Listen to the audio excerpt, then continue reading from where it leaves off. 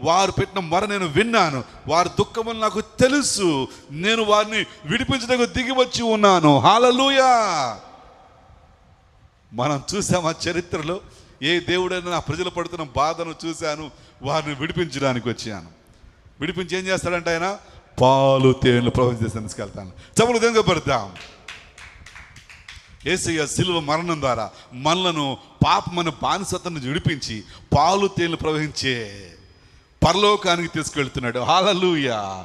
We are going to heaven where we walk on the golden roads. మనం బంగారం పెట్టుకుంటే చాలా విలువైంది అనుకుంటాం. చాలామంది బాధపడుతున్నారు, నాకు బంగారం లేదు ఎట్టగా బాధపడుతూ ఉంటాం. You need not to worry about gold.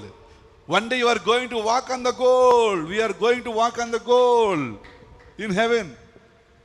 పరలోకములో ప్రభువు నమ్ముకున్న ప్రతి ఒక్కరం ఎక్కడ నిలబోతున్నాం మనము?